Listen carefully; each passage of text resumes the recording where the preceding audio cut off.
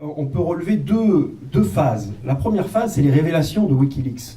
Les révélations de Wikileaks, mais comme les révélations faites par d'autres lanceurs d'alerte à d'autres moments, on pense à Snowden évidemment, ces révélations, elles apportent aux médias qui les diffusent une reconnaissance symbolique. On diffuse des nouvelles informations qui vont à contre-courant. C'est un bénéfice symbolique, puis aussi un bénéfice, il faut le dire, financier. Mais là où ça commence à devenir problématique, c'est la deuxième phase, c'est la phase où le pouvoir, que ce soit le pouvoir politique, souvent, ou le pouvoir des médias, ou le pouvoir économique, parfois, se retourne contre les sources d'information, c'est-à-dire contre Wikileaks, contre Assange, contre Snowden, contre ces lanceurs d'alerte-là. Eh bien là, les médias sont moins présents pour soutenir ceux grâce à qui ils ont eu ces bénéfices symboliques, ces bénéfices financiers. Et moi, j'ai un exemple qui me semble assez intéressant. C'est l'exemple d'un quotidien britannique de très bonne qualité par ailleurs. C'est le Guardian, qui avait fait un travail plutôt exemplaire aux côtés de Snowden. Le Guardian a diffusé une fake news.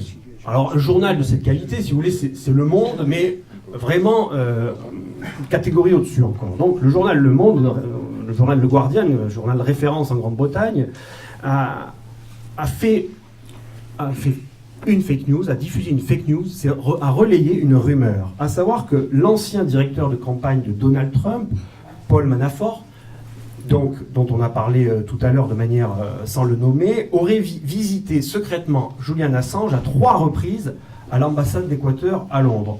Or, les faits sont plutôt troubles, l'affaire plutôt vaseuse, et elle est vite démentie, cette histoire. Et preuve à la pluie, les deux intéressés remettent en question ce qui a été dit par le Guardian.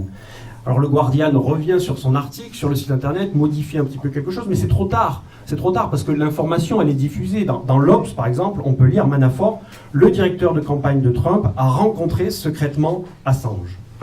Et donc, une fake news va être diffusée dans un grand média et dans des grands médias. Et tout cela m'amène à ce sujet-là. Quelles sont les bonnes nouvelles, des mauvaises nouvelles, les informations vraies, des fausses informations? Comment on va distinguer, comment on va faire le tri?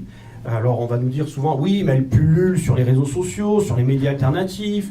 Là, on a toutes les chefferies éditoriales qui vont dire, oui, les réseaux sociaux, il faut s'en méfier.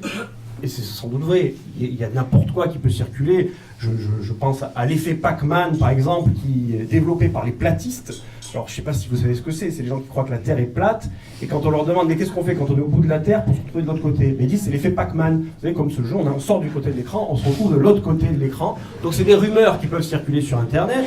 On va dire, c'est un petit peu n'importe quoi, on trouve de tout. Mais dans les médias traditionnels, dominants, on trouve aussi n'importe quoi, on trouve de tout. Alors je ne vais pas tout lister, je pourrais revenir sur les périodes de propagande qui ont justifié des interventions militaires dans de nombreux pays, et remonter par exemple à la première guerre du Golfe.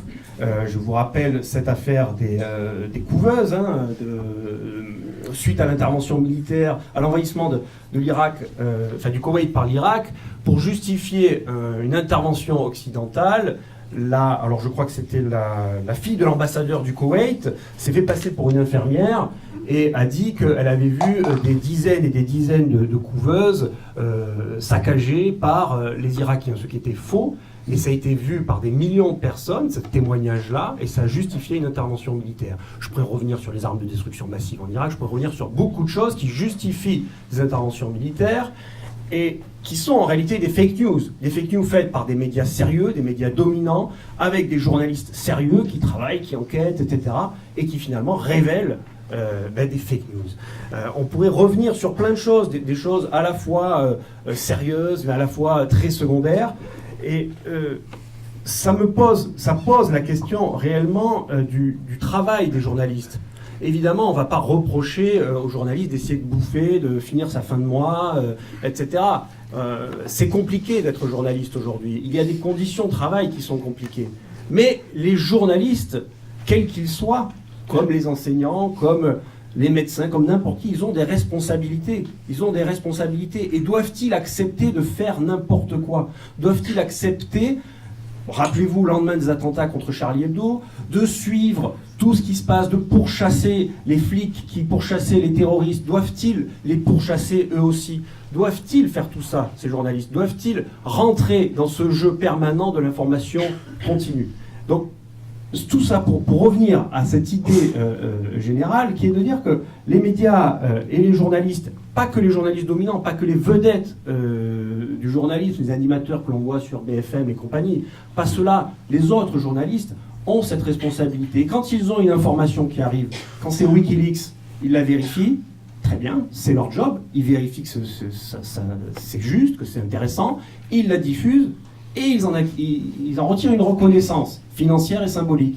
Mais quand c'est des informations officielles, ben très bien, qu'ils les diffusent, mais qu'ils les vérifient, qu'ils les reprennent, qu'ils les corrigent, qu'ils enquêtent. Et on se rend compte que des fake news, et ils en sont aussi responsables, ils en diffusent aussi beaucoup. Alors, peut-être juste, je voulais dire un dernier mot là-dessus. Nous, à Acrimed, on soutient les lanceurs d'alerte, et Julian Assange en particulier, parce qu'ils prennent des risques, de la même façon qu'on soutient les journalistes indépendants, militants, qui prennent des risques pour révéler des choses, pour enquêter, etc. On les soutient. On les soutient, et ils ont une responsabilité, ces gens. Assange a une responsabilité, finalement. Les journalistes dont on parle, ils ont une responsabilité. Mais cette responsabilité, elle mérite une exigence sans faille. Une exigence telle que nous, on la donne aux journalistes. Et on n'est pas là, encore une fois, je le dis, pour flinguer un journaliste talentueux qui essaye de faire quelque chose. On est là pour le soutenir. Il y a des syndicats de journalistes, il y a des organisations collectives qui existent. Et ce qui se passe aujourd'hui, c'est la même chose. C'est un rassemblement collectif. C'est collectivement qu'on peut changer les choses. C'est pas individuellement. Assange, il a pas fait tout ça tout seul. Il a avec lui toute une équipe. Il a avec lui des avocats. Il a avec lui une équipe de cyber hackers ou je ne sais quoi. J'y connais rien, donc qui travaille à ses côtés. Voilà, c'est les travaux collectifs, c'est les luttes collectives, c'est l'engagement collectif, ce qui se passe ici, qui permet de transformer les choses, qui permet de combattre les choses. Alors, à travers Assange, c'est ces conditions à lui et aux lanceurs d'alerte en général qui sont touchées, c'est leurs conditions d'existence qui sont touchées, mais c'est aussi la question même de la liberté d'expression, de la liberté d'enquêter, de la liberté de faire de la recherche sur des sujets qui sont parfois pas mainstream, qui vont à contre-courant de ce que l'on tente de nous imposer. Donc nous, à Acrimed, et certainement tous les gens qui sont ici, nous soutenons Assange dans ces combats-là, et nous soutenons les journalistes qui tentent de faire bien leur travail.